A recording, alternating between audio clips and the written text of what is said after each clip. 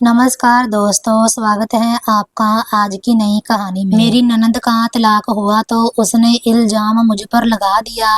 जैसे ही पति विदेश गया वो मुझ पर जुल्म करना शुरू हो गई, यहाँ तक कि मेरी बेटी को खाना भी ना देती।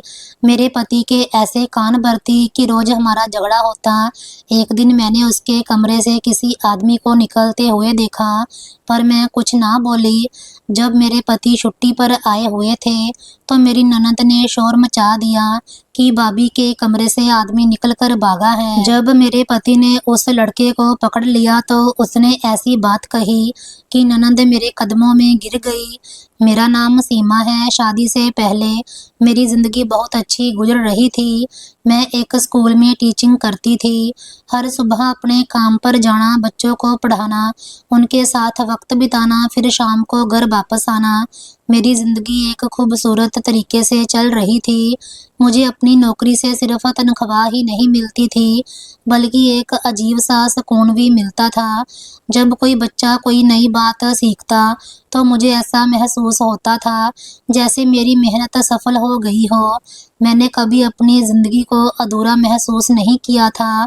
मेरे अपने सपने थे, मेरी अपनी पहचान थी। मैं चाहती थी कि कुछ साल और अपनी नौकरी पर ध्यान दूं, अपने लिए कुछ कर लूं, फिर शादी के बारे में सोचूं। मगर हमारे समाज में हर फैसला हमेशा इंसान की अपनी मर्जी से नहीं होता। घर में अक्सर मेरी शादी की बात शुरू हो जाती थी।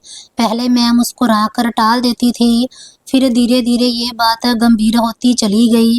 एक दिन मेरी मम्मी पापा ने मुझे अपने पास बिठाया और बहुत प्यार से कहा, अब तुम्हारी शादी कर देनी चाहिए। तुम्हारी दोनों बड़ी बहनों की भी शादी हो चुकी है। अब तुम इस घर की आखिरी बेटी हो।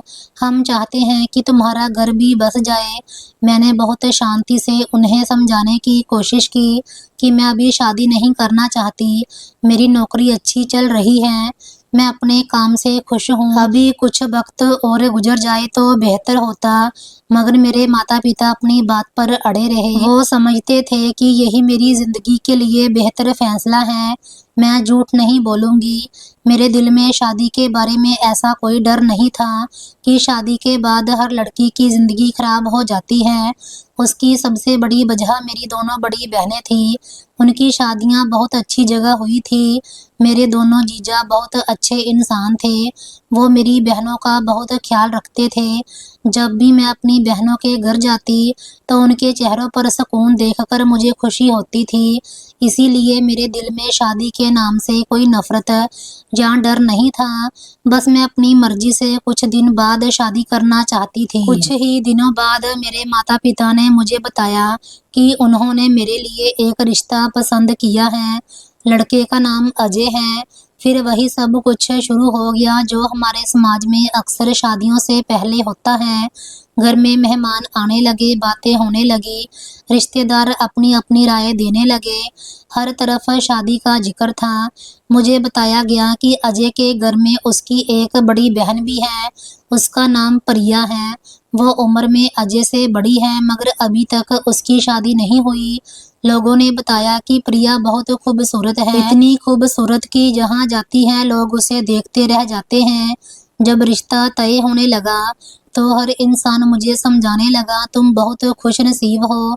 घर में सास नहीं है, सिर्फ एक ननद है। कल को उसकी भी शादी हो जाएगी, फिर घर में सिर्फ तुम दोनों रह जाओगे। इससे बेहतर रिश्ता और क्या होगा।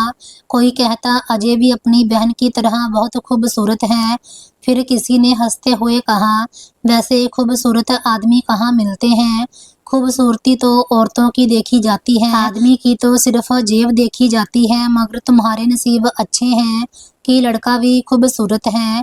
मैं सबकी बातें चुपचाप सुनती रही। आखिरकार मैंने भी हाँ कर दी। शायद इसीलिए मेरे माता पिता खुश थे, मेरी बहनें खुश थी। मुझे भी इस रिश्ते में कोई ऐसी बात नज़र नहीं आ रही थी जिसकी वजह से मना कर दूं। फिर देखते ही देखते शादी का दिन भी आ गया। रस्में पूरी हुई, मेहमान आते रहे, आशीर्वाद देते रहे, हंसी मजाक चलता रहा। शाम होते होते मैं अपने नए घर आ गई। आज मेरी अजय के साथ शादी की पहली रात थी। कमरा खूबसूरती से सजाया गया था। दीवारों पर हल्की रोशनी फैल रही थी। ताजे फूलों की खुशबू पूरे कमरे में महसूस हो रही थी। मैं पलंग पर चुपचाप बैठी थी। सिर पर दुपट्टा था, हाथों पर मेहंदी का रंग अभी तक गहरा था। दिल में एक अजीब सी हालत थी, ना पूरी घबराहट थी, ना पूरा सुकून। बस एक नई जिंदगी शुरू होने का एहसास था। कमरे के बाहर लोगों की हल्की हल्की आवाजें आ रही थी। कभी किसी के हंसने की आवाज सुनाई देती, कभी कदमों की आहट महसूस होती। मैं हर कुछ पलों बाद दरवाजे की तरफ देख लेती। दिल यही सोच रहा था कि कुछ पलों बाद वो इंसान उस कमरे में दाखिल होगा जिसके साथ अब पूरी जिंदगी बितानी है। मैं चुपचाप बैठी अजय का इंतजार कर रही थी। नए रिश्ते की पहली मुलाकात मेरे सामने थी और मुझे ये अंदाजा भी नहीं था कि मेरी जिंदगी का अगला सफर कैसा होने वाला है। मेरा पति धीरे धीरे कमरे के अंदर दाखिल हुआ। दरवाजा बंद होने की हल्की सी आवाज के साथ मेरे दिल की धड़कन भी तेज हो गई। मैं नजरें झुकाए चुप बैठी थी। मेरे हाथ एक दूसरे में मजबूती से जुड़े हुए थे। मैं इस कदर घबराई हुई थी कि अपने दिल की धड़कन खुद सुन सकती थी। ये घबराहट इस वजह से नहीं थी कि मुझे अजय से डर लग रहा था। हकीकत ये थी कि मैं उसे जानती ही नहीं थी। डर किसी इंसान से नहीं था, बल्कि उस नई जिंदगी से था जो अचानक मेरे सामने खड़ी थी। मैं सोच रही थी, ना जाने ये इंसान कैसा होगा, उसका स्वभाव कैसा होगा, उसकी आदतें कैसी होंगी, वो मुझे समझेगा या नहीं, मेरी इज्जत करेगा या नहीं। ये सब सवाल मेरे दिमाग में एक साथ घूम रहे थे। उन्हीं पलों में मेरे दिमाग में एक और ख्याल आया। मैं मन ही मन सोचने लगी कि आजकल कौन अरेंज मैरिज करता है। आजकल तो हर दूसरा इंसान अपनी पसंद से शादी करना चाहता है। लोग एक दूसरे को जानते हैं, एक दूसरे की पसंद नापसंद समझते हैं, फिर जिंदगी बिताने का फैसला करते हैं। कभी कभी मुझे लगता था कि कितनी अजीब बात है कि दुनिया में इतने ज्यादा लोग मौजूद हैं, मगर फिर भी बहुत से लोग अपने लिए वो इंसान खुद नहीं चुन पाते जो उनसे प्यार करे। मैं हमेशा यही सोचती थी कि अरेंज मैरिज बहुत मुश्किल फैसला होता है, क्योंकि दो बिल्कुल अजनबी लोग एक ही दिन एक दूसरे के जीवन साथी बन जाते हैं। मेरे दिमाग में ये भी आता था कि हमारे धर्म में शादी की असल नींव रजामंदी है, किसी खास तरीके की शादी जरूरी नहीं। इसीलिए मैं सिर्फ अपने दिल के सवालों में उलझी हुई थी। अजय आकर मेरे सामने बैठ गया। कुछ पल मैं चुप रही, फिर उसने बहुत नरम आवाज में मेरा हाल पूछा। उसकी आवाज में अजीब सा सुकून था। उसने ऐसी कोई बात नहीं की जिससे मुझे और घबराहट होती। धीरे धीरे उसने आम बातें शुरू कर दी।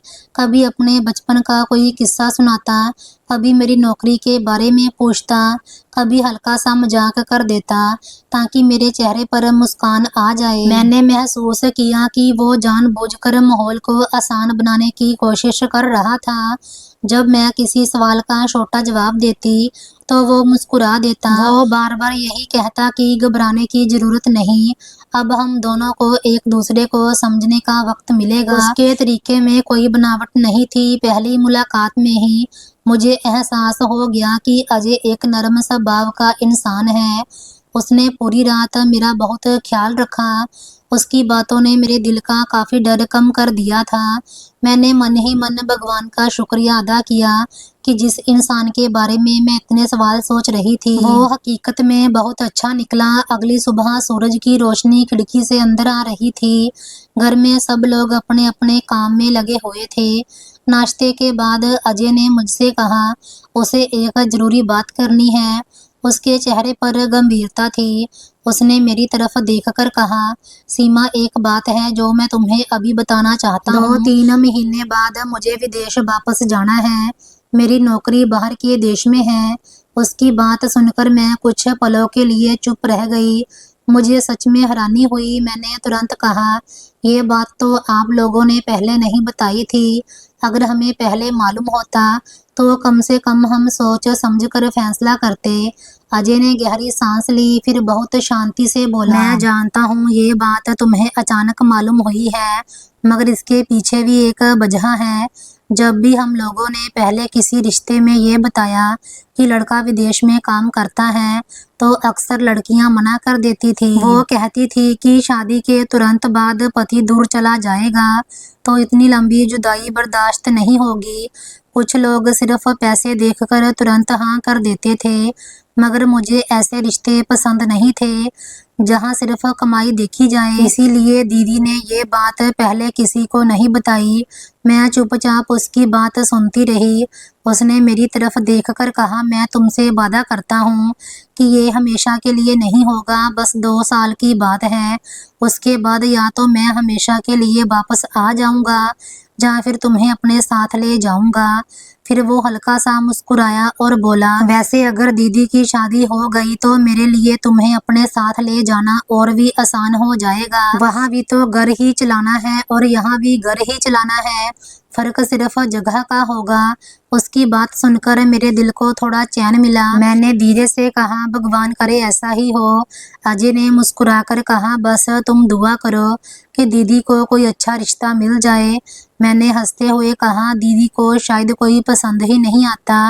वो भी हंस पड़ा, ऐसी बात नहीं है, दीदी बहुत खूबसूरत है, अच्छी पढ़ी लिखी है, कई साल से नौकरी भी कर रही है, शायद वो अपने बराबर किसी इंसान का इंतजार कर रही है, मगर भगवान ने हर इंसान के लिए किसी ना किसी को बनाया होता है। मुझे यकीन है कि उनके नसीब का इंसान भी जरूर कहीं ना कहीं मौजूद होगा।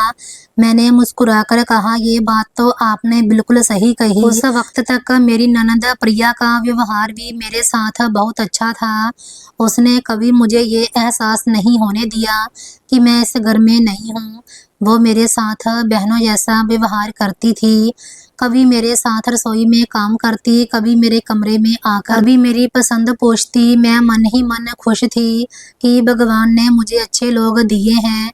फिर जैसे अजय ने प्रार्थना मांगी थी वैसे ही भगवान ने आसानी कर दी।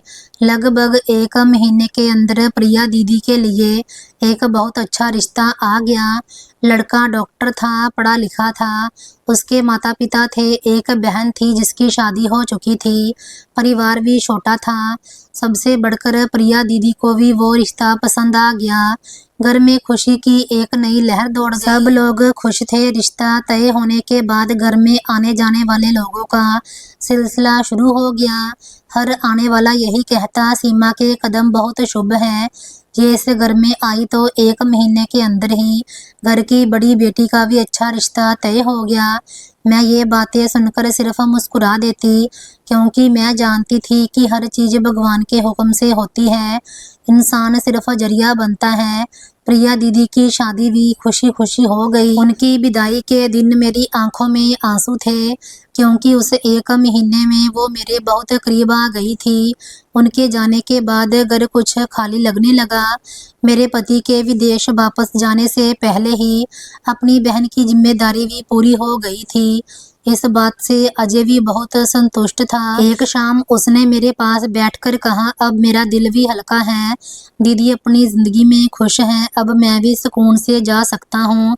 देखना, मैं वादे से पहले वापस आने की कोशिश करूँगा, तुम बस हिम्मत रखना, थोड़ा सा वक्त है, फिर हम हमेशा के लिए एक साथ होंगे। मैंने उसकी तरफ देखकर मुस्कुरा दिया और धीरे से कहा, ठीक है, मैं इंतजार कर लूँगी। मेरा पति मुझे छोड़कर विदेश चला गया। उस दिन एयरपोर्ट पर उसकी आंखों में भी उदासी थी और मेरी आंखों में भी। शादी को अभी ज़्यादा वक्त नहीं गुजरा था। हम दोनों ने एक दूसरे को सही तरह जानना भी शुरू नहीं किया था कि जुदाई का वक्त आ गया। अजय बार बार मुझे यही समझा रहा था कि बस थोड़ा सा वक्त है, फिर सब कुछ पहले से भी बेहतर हो जाएगा। उसे सबसे ज़्यादा फिक्र मेरी थी। वो जानता था कि मैं इस घर में अकेली रह जाऊंगी। जाते जाते उसे कई बार पूछा कि तुम अकेली कैसे रहोगी, अगर कोई ज़रूरत पड़ गई तो क्या करोगी। मैंने उसे तसल्ली देते हुए कहा कि आप बिल्कुल फिक्र ना करें, कभी मैं मम्मी के घर चली जाऊंगी, कुछ दिन वहाँ बिता लूंगी, कभी मम्मी को अपने पास बुला लूंगी, वक्त गुजर जाएगा, आप अपनी नौकरी पर ध्यान दें, मैं यहाँ सब संभाल लूंगी। उसने चैन की सांस ली और कहा कि बस अपना ख्याल रखना, मैं जल्दी वापस आने की कोशिश करूँगा। उसके जाने के बाद मैंने खुद को यही समझाया कि मेरी ज़िंदगी कितनी अच्छी चल रही है। भगवान ने मुझे अच्छा पति दिया, अच्छी ननद मिली, फिर भगवान ने उसकी शादी भी करवा दी। अब सिर्फ 2 साल की जुदाई थी, उसके बाद या तो अजय हमेशा के लिए वापस आ जाता या फिर मुझे अपने साथ ले जाता। मैं अपने आने वाले दिनों के बारे में सोचकर खुश हो जाती थी, मगर शायद जिंदगी को मेरी ये खुशी ज्यादा देर मंजूर नहीं थी। प्रिया दीदी की शादी को अभी 1 महीना ही गुजरा था कि एक दिन घर के बाहर गाड़ी आकर रुकी। मैंने पर्दा हटाकर देखा तो हैरान रह गई। गाड़ी से प्रिया दीदी नीचे उतरी। उनके चेहरे पर गुस्सा भी था और परेशानी भी।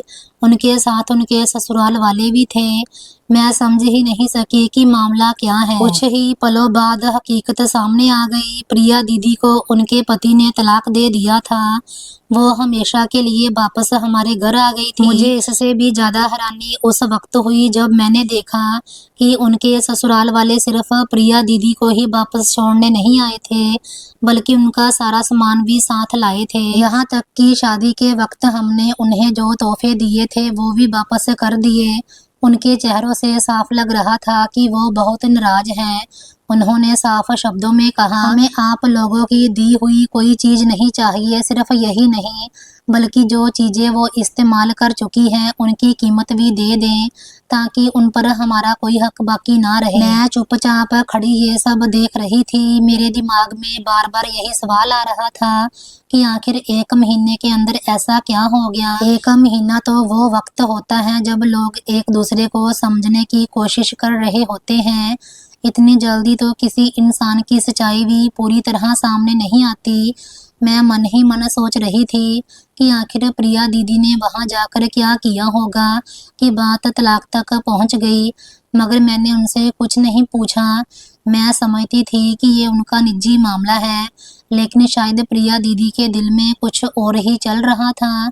घर में कदम रखते ही उन्होंने मुझे देखकर कहा, तुम्हारी नजर लगी है, तुम्हारी वजह से मेरे साथ ये सब हुआ है। मैं उनकी बात सुनकर हैरान हो गई। मैंने बहुत नरमी से कहा, दीदी मेरी वजह से कैसे हुआ? मैं तो आपके लिए हमेशा प्रार्थना ही करती रही हूँ। मगर वो मेरी बात सुनने के लिए तैयार नहीं थी।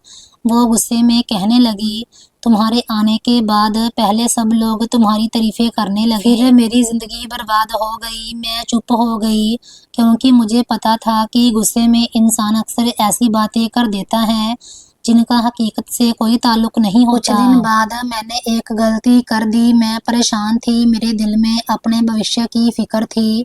मैंने प्रिया दीदी से जिक्र कर दिया कि हमारा तो प्लान था कि अजय वापस आकर मुझे भी अपने साथ विदेश ले जाएगा। अब आप वापस आ गई हैं तो शायद हमारे प्लान में भी बदलाव आ जाए। मुझे ये बात उन्हें नहीं बतानी चाहिए थी। जैसे ही उन्होंने ये बात सुनी, उनके चेहरे के भाव बदल गए। उस दिन के बाद मुझे महसूस होने लगा कि उनके दिमाग में अजीब अजीब ख्याल आने लगे हैं। वो हर वक्त यही सोचती रही कि शायद मैं उनसे पीछा छुड़वाना चाहती हूँ। हालांकि हकीकत सिर्फ इतनी थी कि मैं अपने पति के साथ अपनी नई जिंदगी शुरू करना चाहती थी। जब अजय को विदेश में पता चला कि प्रिया दीदी तलाक लेकर वापस आ गई है, वो भी बहुत परेशान हुआ। वो फोन पर बार बार यही कहता था, अब दीदी को भी इस हालत में अकेला भी नहीं छोड़ सकते। मैं उसकी मजबूरी समझ सकती थी। वो अपनी बहन भी नहीं छोड़ सकता था और ना ही मुझे। इसीलिए मैंने भी कभी उससे कोई शिकायत नहीं की। मगर हकीकत ये थी कि प्रिया दीदी एक बार फिर मेरे सिर पर आ गई थी। घर का माहौल बदलने लगा था। वो पहले वाली शांत स्वभाव की प्रिया नहीं रही थी। उनके लहजे में कड़वाहट आ गई थी। उनकी बातों में चिड़चिड़ापन आ गया था। मैं कभी कभी अकेले में बैठकर सोचती थी कि शायद दुनिया में कोई इंसान पूरी तरह खुशनसीब नहीं होता। जब इंसान को लगता है कि अब सब कुछ ठीक हो गया है, तो जिंदगी कोई ना कोई नई परीक्षा सामने ले आती है। मैं भी सोचती थी कि आखिर मैं इतनी खुशनसीब कैसे हो सकती हूँ कि मुझे एक अच्छा पति भी मिल जाए, अच्छा घर भी मिल जाए, सुकून भी मिल जाए। शायद जिंदगी का असूल ही यही है कि इंसान को सब कुछ एक साथ नहीं मिलता। कुछ न कुछ हमेशा बाकी रह जाता है। शायद यही बात मुझे समझाने के लिए प्रिया दीदी दोबारा इसी घर में वापस आ गई थी। 1 साल गुजरने के बाद आखिर वो दिन आ ही गया जिसका मैं बेसब्री से इंतजार कर रही थी। अजय वापस आ रहा था। मैंने कितनी ही बार अपने दिल में ये नज़ारा बनाया था कि वो आएगा, मुझे देखकर खुश होगा, फिर कहेगा अब तैयारी कर लो, इस बार तुम्हें भी अपने साथ लेकर जाना है। मैं इन्हीं ख्यालों में खोई थी। जब अजय घर के अंदर दाखिल हुआ तो मैंने सबसे पहले उसके चेहरे की तरफ देखा। मुझे तुरंत महसूस हुआ कि उसके चेहरे पर वो खुशी नहीं थी जिसकी मैंने उम्मीद की थी। उसका चेहरा उतरा हुआ था, आंखों में थकान साफ दिखाई दे रही थी। वो पहले की तरह हंसकर मुझसे नहीं मिला। मैंने सोचा शायद सफ़र की थकान होगी। कुछ देर बाद जब हम दोनों अकेले बैठे तो मैंने मुस्कुराकर पूछा, अब की बार मुझे साथ ले जाने आए हैं ना? उसने एक लंबी सांस ली, फिर सिर झुकाकर बोला, सीमा हालात बहुत ख़राब हो गए हैं। पता नहीं कैसे एक के बाद एक समस्या आती चली गई। मुझ पर बहुत कर्ज चढ़ गए हैं। मैं अभी तुम्हें अपने साथ नहीं ले जा सकता। उसकी बात सुनकर मुझे बहुत दुख हुआ, मगर मैंने अपने चेहरे पर निराशा जाहिर नहीं होने दी। मैं जानती थी कि वो पहले ही परेशान है। अगर मैं भी शिकायतें शुरू कर देती तो उनकी परेशानी और बढ़ जाती। मैंने सिर्फ इतना कहा, कोई बात नहीं, भगवान बेहतर करेगा। आज नहीं तो कुछ महीनों बाद सही। वो लगभग 2 महीने हमारे साथ रहा। उन 2 महीनों में प्रिया दीदी का व्यवहार मेरे साथ काफ़ी बेहतर रहा। वो मेरे साथ ऐसे पेश आती थी जैसे उनके दिल में मेरे लिए कोई शिकायत ही ना हो। कई बार मेरे दिल में आया कि अजय को बता दूं कि उसके जाने के बाद मेरे साथ क्या क्या होता रहा, कैसे बात बात पर मुझे इल्ज़ाम दिया गया, कैसे हर खुशी का जिम्मेदार मुझे ठहराया गया, मगर मैं हर बार चुप रह गई। मैं नहीं चाहती थी कि बहन भाई के बीच मेरी वजह से कोई गलतफहमी पैदा हो। 2 महीने गुजरने के बाद अजय दोबारा विदेश वापस चला गया। उसके जाने के लगभग 2 महीने बाद मुझे पता चला कि मैं माँ बनने वाली हूँ। ये खबर सुनते ही मेरी आंखों में खुशी के आंसू आ गए। मैंने तुरंत अजय को फ़ोन किया। वो भी ये खबर सुनकर बहुत खुश हुआ। काफ़ी देर तक हमारी बात होती रही। वो बार बार यही कह रहा था कि अब उसे पहले से भी ज़्यादा मेहनत करनी होगी, मगर एक इंसान ऐसा भी था जो मेरी इस खुशी में खुश नहीं था। वो प्रिया दीदी थी। मुझे महसूस होने लगा कि मेरी हर खुशी से उन्हें परेशानी हो रही थी। वो कभी मेरे सामने खुशी का इजहार नहीं करती, कभी मेरे लिए दुआ नहीं करती। उनके चेहरे पर हमेशा अजीब सी नाराज़गी रहती। उधर अजय की ज़िंदगी में भी मुश्किलें बढ़ने लगी। एक दिन उसका फ़ोन आया। उसकी आवाज़ बहुत उदास थी। उसने बताया कि उसकी नौकरी ख़त्म हो गई है। मेरे पैरों तले से ज़मीन निकल गई। वो पहले ही कर्ज में डूबा हुआ था, अब नौकरी भी नहीं रही थी। 3-4 महीने बहुत सख्ती के साथ गुजरे। वो नई नौकरी ढूंढता रहा, कभी इधर जाता कभी उधर जाता। आखिरकार कई महीनों बाद उसे दोबारा काम मिला, मगर तब तक वो दोबारा शून्य से अपनी ज़िंदगी शुरू करने पर मजबूर हो चुका था। अब उसके लिए सबसे बड़ी मुश्किल ये भी थी कि वो ना मुझे अपने पास बुला सकता था, ना प्रिया दीदी को छोड़ सकता था। आने वाले बच्चे का खर्चा भी था। विदेश में एक एक चीज़ पर बहुत खर्चा आता था। यहाँ कम से कम अपना घर था, कुछ सुविधा मौजूद थी। मैंने भी यही ठीक समझा कि अभी भारत में ही रहूं। वक्त गुजरता गया, फिर भगवान ने मुझे एक खूबसूरत सी बेटी दी। जब मैंने पहली बार अपनी बेटी को गोद में उठाया तो मुझे ऐसा महसूस हुआ जैसे मेरी सारी दुनिया बदल गई हो। उस नन्हे से चेहरे को देखकर मैं अपनी सारी परेशानियां भूल जाती थी। मैं भगवान का शुक्रिया अदा करती थी कि उसने मुझे इतनी बड़ी नेमत दी। अजय ने वीडियो कॉल पर अपनी बेटी को देखा तो उसकी आंखें भी भर आई। वो बार बार कह रहा था, काश मैं इस वक्त तुम्हारे साथ होता। मगर जैसे जैसे वक्त गुजरता गया वैसे वैसे प्रिया दीदी ने घर की हर चीज़ पर अपना कब्जा जमाना शुरू कर दिया।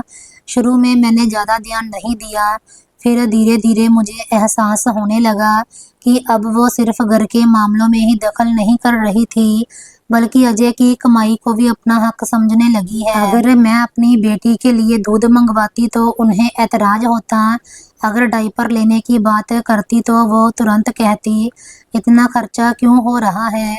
मुझे हैरानी होती कि एक मासूम बच्चे की जरूरत पर भी किसी को ऐतराज कैसे हो सकता है। फिर मुझे एक और बदलाव महसूस होने लगा। अजय जब भी फोन करता तो किसी ना किसी बात पर मुझसे नाराज होता। कभी कहता, तुम मेरे पैसे बर्बाद करती हो। मैं हैरान होकर पूछती, मैं कौन सा फजूल खर्च करती हूँ। फिर वो कहता, तुम घर ठीक तरह नहीं संभालती। कभी कहता, तुम हर वक्त गाने सुनती रहती हो। कभी कहता, तुम पूजा भी नहीं करती। मैं ये सब सुनकर बिल्कुल चुप रह जाती। मेरे दिल में एक ही सवाल उठता था कि आखिर अजय ऐसी बातें क्यों कर रहा है। वो तो जानता था कि मैं शादी से पहले टीचर थी, रोज पूजा करती थी, भजन गाती थी। मैं फिजूल कामों में वक्त बिताने वाली औरत नहीं थी। फिर अचानक उसे ये सब बातें कौन बता रहा था। काफी दिनों तक मैं यही सोचती रही। फिर एक दिन सच्चाई मेरे सामने आ गई। मुझे पता चला कि ये सारी बातें प्रिया दीदी अजय तक पहुंचा रही थी। वो रोज मेरे बारे में कोई ना कोई बात बनाकर उसे बताती। कभी किसी सच्ची बात में झूठ मिला देती, कभी किसी छोटी बात को बहुत बड़ा बनाकर पेश करती, कभी ऐसी बात भी बना देती जो हुई ही नहीं होती थी।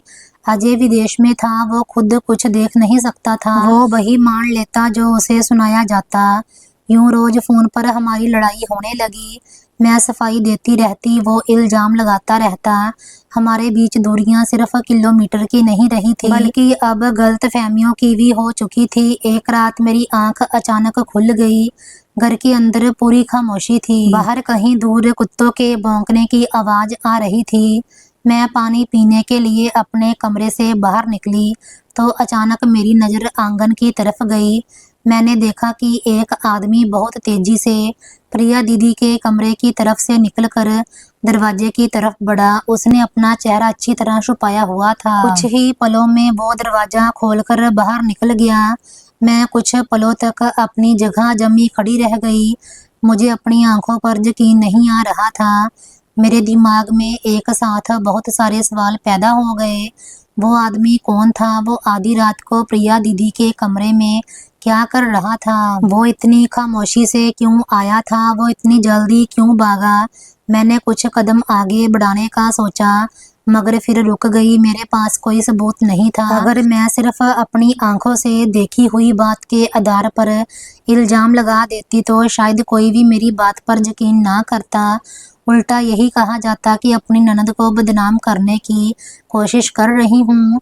मैं चुपचाप वापस अपने कमरे में आ गई। उस पूरी रात मुझे नींद नहीं आई। मैं बार बार यही सोचती रही कि आखिर सच्चाई क्या है।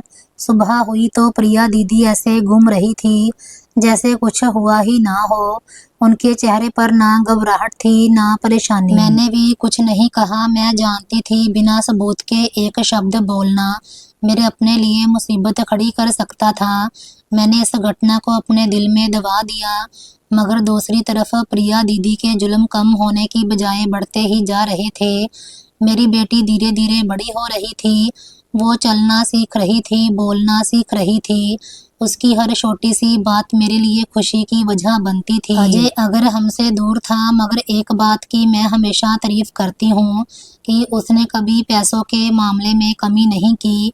वो खुद विदेश में कितनी ही मुश्किल में क्यों ना होता, कितनी ही परेशानियां क्यों ना सहन करता, घर के खर्च के लिए पैसे जरूर भेजता था, मगर मसला पैसों का नहीं था, मसला प्रिया दीदी का था। उन्हें मेरी बेटी की हर जरूरत पर एतराज होता। अगर मैं कहती कि बच्चे के लिए दूध लेना है तो वो तुरंत कहती, इतना खर्चा करने की क्या जरूरत है।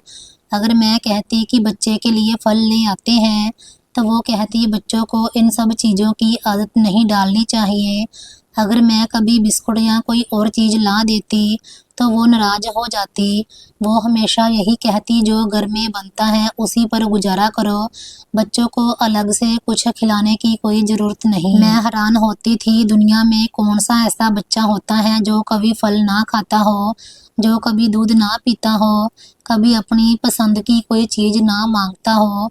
मुझे ऐसा महसूस होने लगा था जैसे उन्हें मेरी बेटी से भी कोई प्यार नहीं था। वो हर उस चीज पर एतराज करती थी जिससे मेरी बेटी को खुशी मिल सकती थी। यूं लगता था जैसे उन्होंने हमारी जिंदगी तंग करने का फैसला कर लिया हो।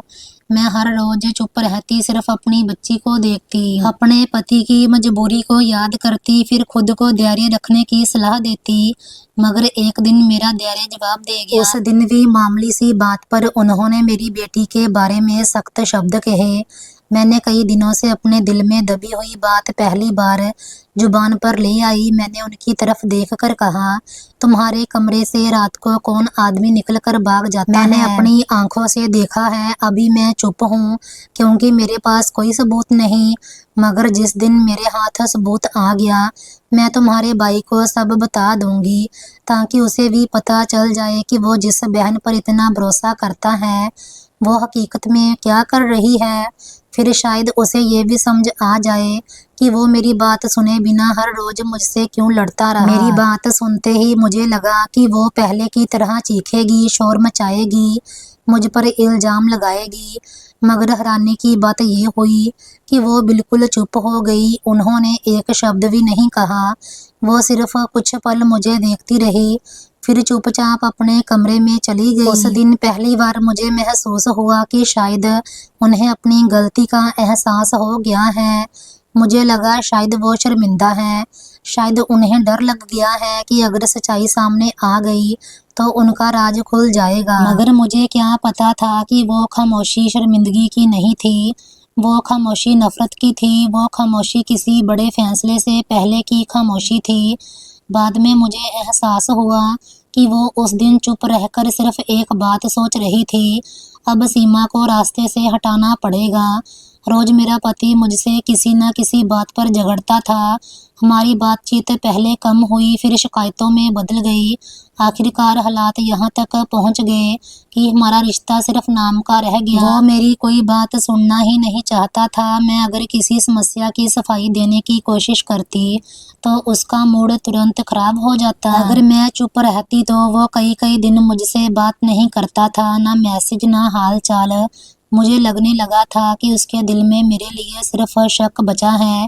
कभी लगता कि वो सामने भी आ जाए तो उसका चेहरा देखने का मन ना करे। गलतफहमियों ने हमारे प्यार को ख़त्म कर दिया था। हाँ, एक बात थी, वो अपनी बेटी से बहुत प्यार करता था। मैं रोज़ उसकी तस्वीर भेजती, वीडियो कॉल पर वो मुझसे ज़्यादा बेटी से बात करता। वो नन्ही बाबा बाबा कहती तो अजय के चेहरे पर मुस्कान आ जाती। वक्त बीतता गया, बेटी अब 2 साल की हो गई थी। उसकी मासूम बातें मेरी सारी थकान दूर कर देती थी। एक दिन अचानक दरवाजे पर दस्तक हुई। मैं रसोई में बर्तन धो रही थी, प्रिया दीदी आंगन में टीवी देख रही थी। बेटी का पेट खराब था, वो बार बार रो रही थी। तभी अजय घर आ गया। उसने किसी को बताया नहीं था, सरप्राइज देना चाहता था।